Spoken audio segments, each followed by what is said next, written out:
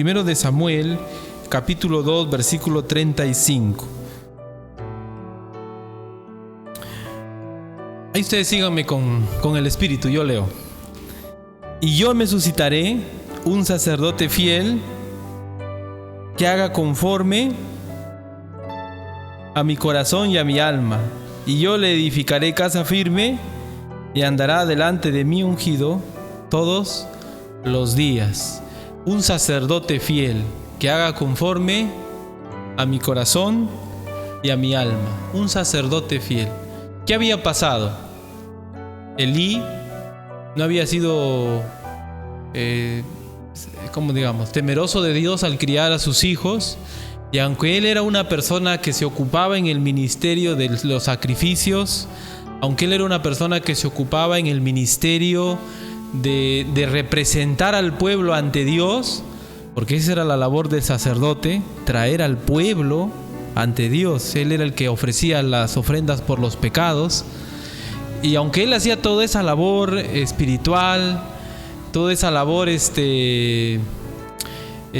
ceremonial, lamentablemente él no fue temeroso de Dios en criar a sus hijos. Y cuando sus hijos fueron grandes, Dios no le dijo: bueno, eres viejito, no es tu culpa. No, Dios le dijo: no has estorbado a tus hijos, los has honrado más que a mí. Y en ese sentido, al no cuidar su hogar, aun cuando fue mayor, Dios lo juzgó y le dijo: ni uno de tu casa va a volver a servir en el templo, ni uno de tu casa va a volver a ministrar en las cosas santas. Todos los varones de tu casa van a morir en edad viril, es decir, cuando ya en el judaísmo eran hombres, ¿no? O sea, adultos. Y dejaban de ser niños y eran adultos. Y tercero, y el que quede vivo, le dice, va a quedar para ser mendigo entre los que sirven en el templo. Agrégame por favor alguno de los servicios para tener que comer, porque los levitas, los sacerdotes, vivían pues de las ofrendas del templo. ¿A qué se debió todo ello? Lamentablemente a que Elí, aunque tenía la posición, tenía toda la instrucción, lamentablemente Elí no estuvo comprometido totalmente con Dios. Y entonces Dios, cuando lo está castigando, cuando le está dictando su castigo, el castigo también incluía que sus hijos iban a morir en un mismo día. Y cuando Dios le está diciendo todo esto que va a pasar, Él le dice lo que nosotros hemos leído en el versículo 35, que nos habla de Dios, de su corazón, de cómo Dios piensa, de cómo Dios siente en cuanto a buscar a alguien que le sirva. Dios siempre está buscando a alguien 100% comprometido. Noten, versículo 35, y yo me suscitaré un sacerdote fiel, ya implica ya comprometido, que haga conforme a mi corazón y a mi alma, implica comprometido, ¿verdad? Y yo le edificaré casa firme y andará delante de mí ungido todos los días, iba a servirle siempre. Entonces eso nos dice un poco acerca de la calidad de personas que Dios está buscando para servirle. Él está buscando personas comprometidas al 100%. Estamos en el punto que no podemos servir a Dios como Él desea, como Él quiere, si no nos comprometemos totalmente. Si no nos comprometemos totalmente con Dios para servirle, siempre van a haber excusas, siempre van a haber razones para dejar de servir a Dios. Las pruebas, las dificultades, el COVID, el trabajo, el estudio, las personas, mi hogar, etc. Muchas cosas podemos poner como excusas para no servir a Dios, pero ¿qué es lo que falta siempre? Compromiso. Compromiso con el Señor implica que le vamos a servir fielmente cada día de nuestra vida. No va a haber una razón para alejarnos de Él. Miren por favor 2 Timoteo capítulo 2, versículo 2. 2 Timoteo capítulo 2, versículo 2. 2 Timoteo capítulo 2, versículo 2. Noten lo que busca Pablo. Pablo está partiendo ya casi de este mundo. Está escribiendo una carta para despedirse de Timoteo. Y en esa carta, Pablo sabe que las personas pasan, porque él está a punto ya de partir. Pablo sabe que las personas no somos eternas en este mundo. Y Pablo sabe que lo único que conviene a los creyentes es aferrarse a la palabra de Dios. Que lo que debe deslumbrar a los creyentes no son los talentos de una persona, no son las habilidades de una persona, no es la empatía de una persona, sino la palabra de Dios. Y la capacidad para poder transmitirla, para poder predicarla es necesaria, porque los creyentes debemos aprender a vivir y depender de la palabra de Dios. Y en 2 Timoteo 2:2, ¿qué dice? Lo que has oído de mí ante muchos testigos, esto encarga a hombres fieles, que sean idóneos para enseñar también a otros. Y es que Pablo sabía que los líderes espirituales somos temporales, somos pasajeros. ¿Cuántos líderes han pasado por la iglesia? ¿Cuántos líderes han dejado algo en nuestras vidas? ¿Verdad? Los líderes somos pasajeros. Lo que importa es que cada creyente aprenda a sujetarse a la palabra de Dios. Pero para que los líderes entendamos eso, que lo más importante es la palabra de Dios, se necesita que seamos fieles. Por eso Pablo le dice, encárgalo a hombres fieles, hombres que no van a fallar, totalmente comprometidos. Es decir, para llevar adelante el ministerio de la predicación y la enseñanza de la palabra, una persona tiene que estar totalmente comprometido con Dios. No queremos que las personas dependan de uno. No debemos buscar ello. Debemos depender de Dios y en la forma práctica debemos depender de su palabra. Debemos depender de su palabra. Miren por favor, Hechos capítulo 6, versículo 3. ¿Qué escena estamos? La iglesia de Jerusalén creció. Y cuando hay una iglesia crece, también crecen los problemas, las dificultades, ¿verdad? Y esta iglesia pues tenía miles de personas como miembros y obviamente empezaron a tener problemas. En el versículo 1 empezó a haber malos entendidos por el tema de las ayudas que se daban a las viudas. Y entonces en el versículo 3, los discípulos, los apóstoles tienen una solución. Noten lo que dice.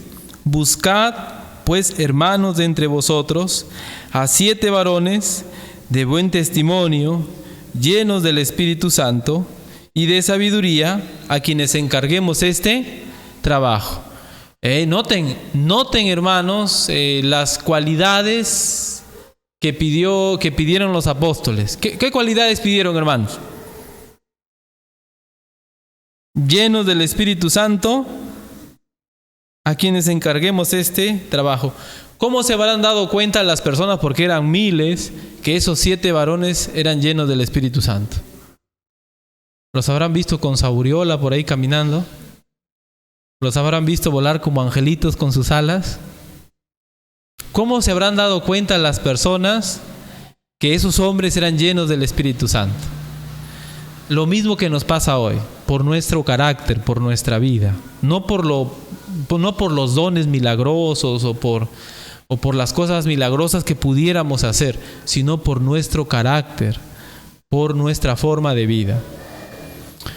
Ustedes recuerdan el caso de uno de esos diáconos, creo que era Esteban, ¿verdad? Esteban. El otro día yo decía, cuando a Esteban le estaban tirando piedras, ¿qué hizo Esteban? Su carácter, ¿verdad? Señor, no les tomes en cuenta este pecado. ¿Quién perdona en una situación así?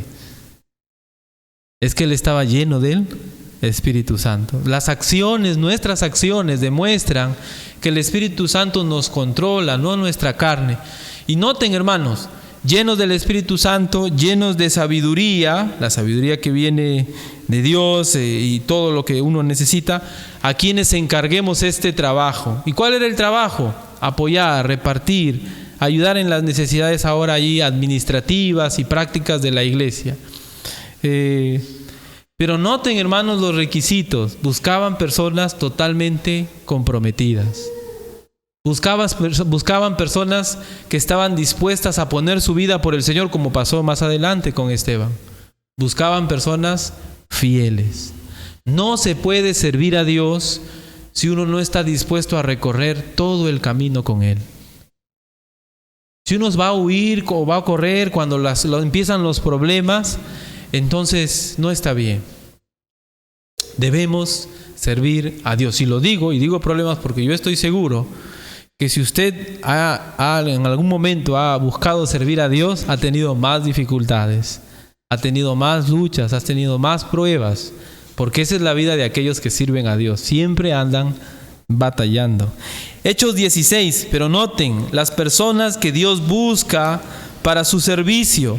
Hechos 16, versos 1 y 2. Pablo llega a Derbe, a Listra, y en este pasaje se encuentra con un jovencito. ¿Cómo se llamaba este jovencito, este discípulo? Había allí cierto discípulo llamado Timoteo, hijo de una mujer creyente, pero de padre griego. Y noten, no es que él pregonaba sus dones, no es que él pregonaba sus justicias. ¿Qué dice el versículo?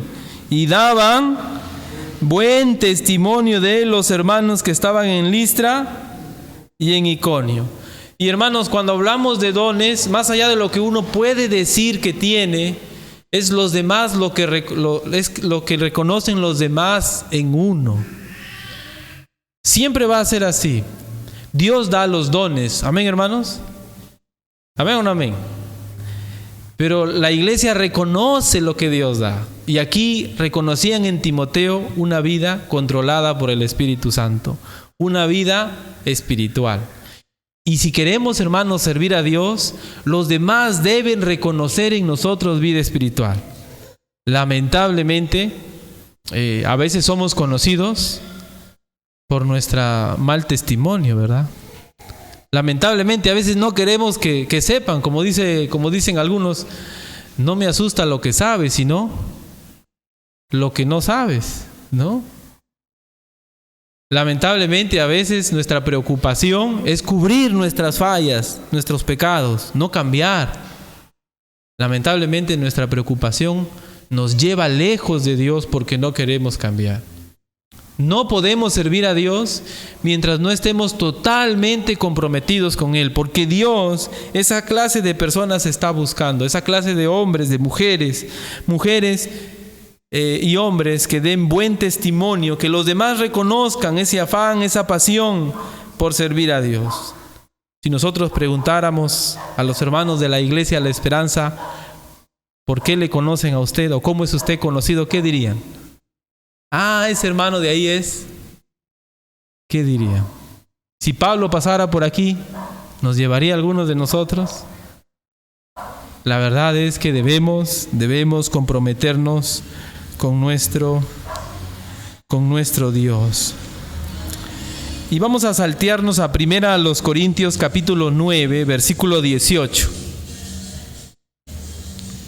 9:18. 1 Corintios, está más abajito, 9:18.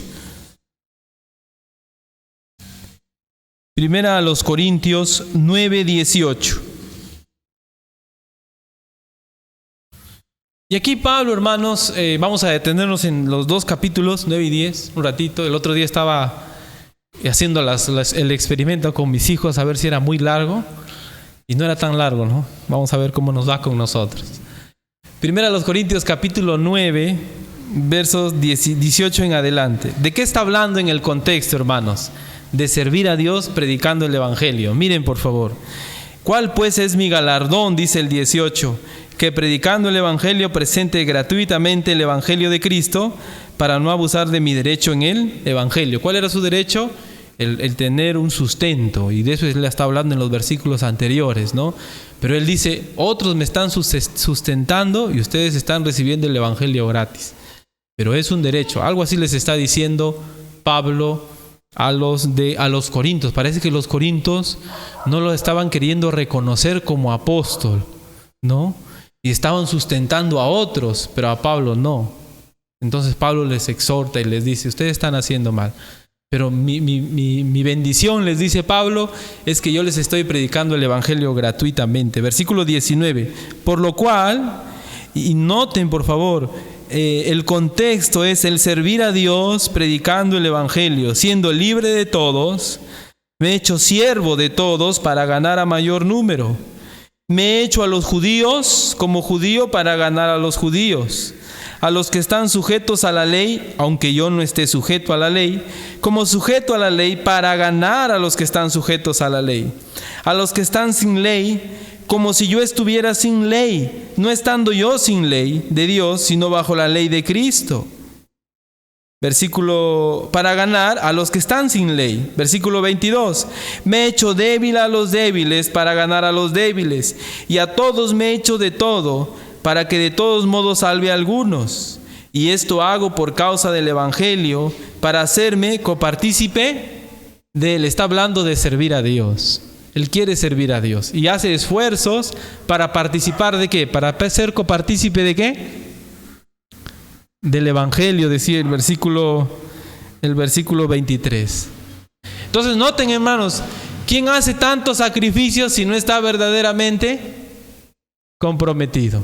Él se trataba de ganar a todos y hacía sacrificios. Y él nos sigue diciendo, versículo 24. ¿No sabéis que los que corren en el estadio, todos a la verdad corren, pero uno solo lleva el premio? Corred de tal manera que lo obtengáis. Todo aquel que lucha, de todo se abstiene. Ellos a la verdad para recibir una corona corruptible, pero nosotros una incorruptible. Así que yo de esta manera corro, no como a la aventura, de esta manera peleo, no como quien golpea el aire, sino que golpeo mi cuerpo y lo pongo en servidumbre, no sea que habiendo sido heraldo para otros, yo mismo venga a ser. Y está hablando de servir a Dios. Él ha comparado el servir a Dios predicando el Evangelio como una carrera. Y él dice, yo me esfuerzo porque mi servicio a Dios es como una carrera. No quiero ser, ¿qué dice al final? Eliminado. Quiero ganar esa corona. Noten lo que está diciendo. Quiero servir a Dios. Por eso hago todos esos sacrificios, todos esos esfuerzos, porque quiero ganar esa corona incorruptible. Y no quiero ser eliminado. Y en ese contexto, eliminado obviamente creo no es perder tu salvación, sino que Dios no te use. No servir a Dios, porque de eso Él está hablando. Que Dios nos ponga a un lado. Y es que, ¿sabe qué? No servir a Dios no es una bendición. No servir a Dios no está bien. Para Pablo es algo muy triste no poder servir a Dios. Es como alguien que ha sido eliminado de una carrera. Debemos anhelar servir a Dios y hacer sacrificios, hacer esfuerzos, hacer lo más que podemos para darle lo mejor a nuestro Dios, para ganar esa corona incorruptible. Y hablando de eliminado, él pone un ejemplo. Y ustedes noten el capítulo 10, empieza con un porque. Capítulo 10 dice, porque no quiero, hermanos, que ignoréis que nuestros padres todos estuvieron bajo la nube y todos pasaron del mar. ¿De quién está hablando? Del pueblo de Israel, de los israelitas. Él está hablando de servir a Dios, de predicar el Evangelio, de hacer todos los esfuerzos posibles, porque Él quiere ser victorioso en este servicio a Dios. Y para ponernos ejemplo de alguien que ha sido eliminado del servicio a Dios, de que Dios lo use, nos pone a los israelitas. El pueblo de Israel fue el pueblo elegido por Dios para hacer la luz en este mundo en el Antiguo Testamento, antes de Cristo. Dios quiso usar a Israel, hermanos. Y a través de su prosperidad, a través de su encumbramiento sobre las naciones, Dios iba a usar a Israel, porque de Israel iba a salir pues el Evangelio en ese entonces, ¿no? Pero lamentablemente Israel fue conocido no por ser el pueblo de Dios, sino por ser un pueblo idólatra, un pueblo rebelde. Entonces Israel falló. Y aquí Él nos va a decir que Dios quiso usar a este pueblo. Versículo 2. Todos en Moisés fueron bautizados en la nube y en el mar. Todos comieron el mismo alimento espiritual. Todos bebieron la misma bebida espiritual, porque bebían de la roca espiritual que los seguía, y la roca era Cristo. Pero de los más de ellos no se agradó Dios, por lo cual quedaron postrados en el desierto. Mas estas cosas sucedieron como ejemplo para nosotros. Y noten, ahí va a explicar ¿En qué forma ellos fueron eliminados o por qué fueron eliminados? Versículo 6. Mas estas cosas sucedieron como ejemplos para nosotros, para que no codiciemos cosas malas como ellos codiciaron. Versículo 7. Ni seáis idólatras, como algunos de ellos, según está escrito, se sentó el pueblo a comer, a beber y se levantó a jugar. Versículo 8. Ni forniquemos, como algunos de ellos fornicaron y cayeron en un día 23,000. Versículo 9. Ni tentemos al Señor, como también algunos de ellos tentaron y perecieron por las serpientes.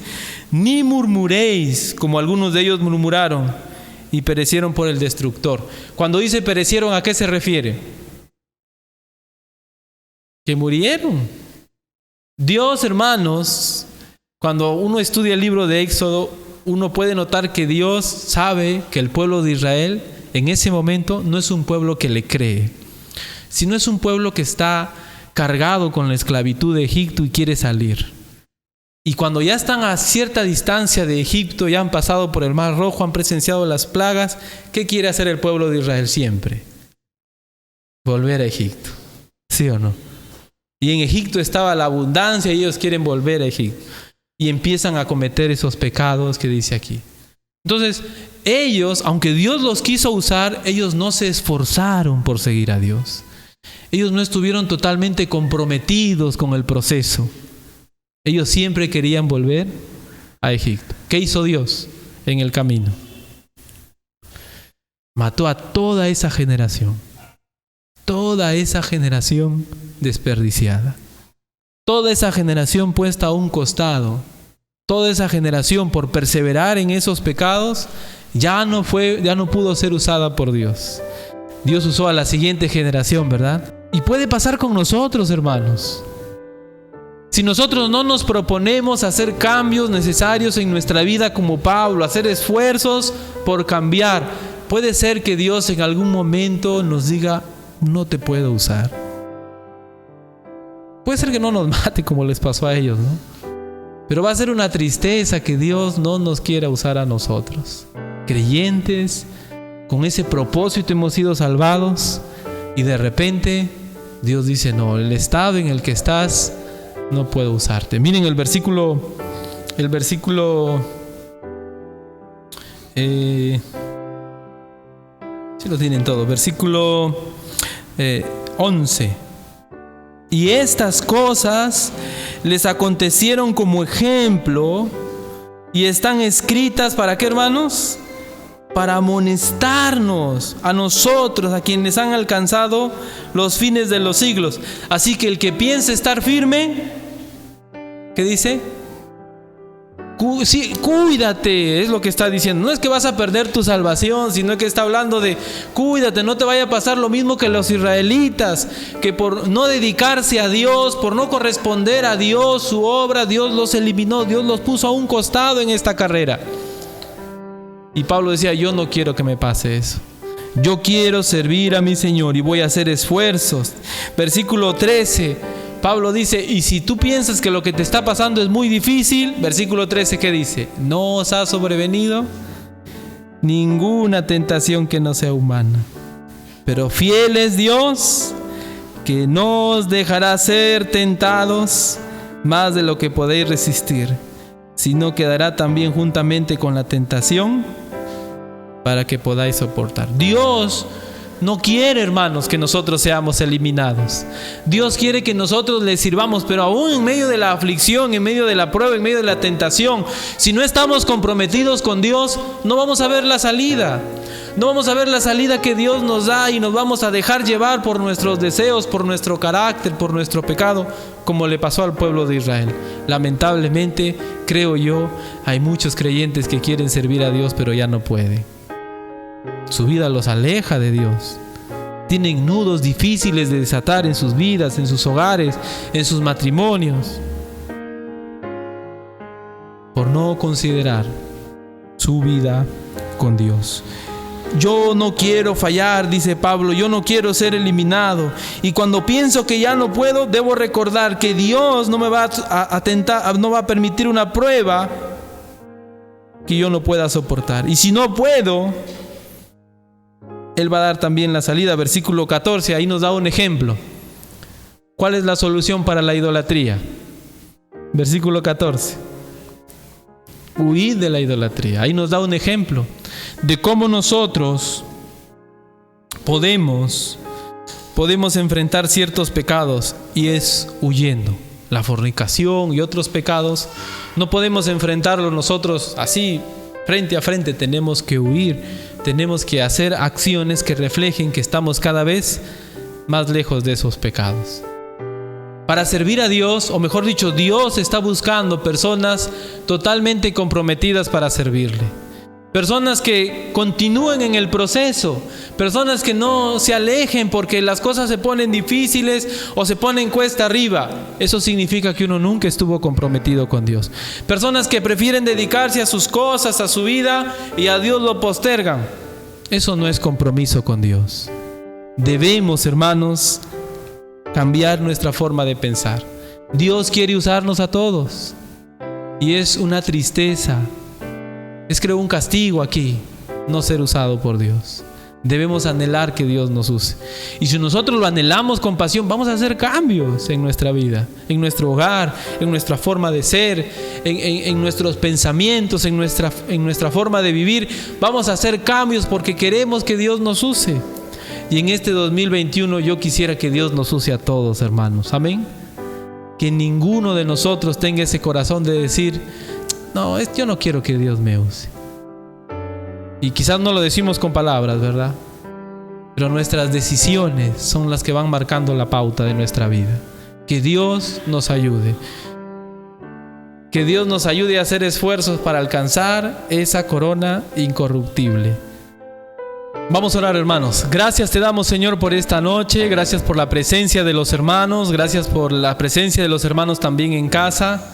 Te pedimos, Señor, que tú utilices este tiempo, que podamos ser, Padre bendito, retados con tu palabra para servirte más en este año que viene. Puede ser que este año la pandemia, las leyes que han habido nos han limitado, Señor, pero tenemos, Señor, este año que viene, si es que tú nos das vida, si es que tú no nos llevas, para poder, Padre bendito, servirte. Cada día de nuestra vida debería ser un día rendido a ti, un día en el que desde nuestras casas, desde donde tú nos has puesto a hacer las cosas para tu gloria, en el afán, Señor, de alcanzar a otros, sobre todo nuestra familia. Padre, ayúdanos a no ser eliminados, a no participar de esos pecados que lamentablemente destruyen a un siervo de Dios y a una sierva de Dios.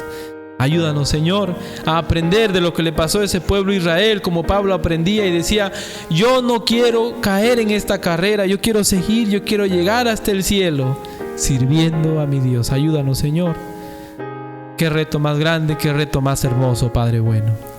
Gracias te doy, Señor, por cada uno de nosotros. Obra en nuestro corazón, Padre bendito. En el nombre de Jesús, nuestro Salvador. Amén.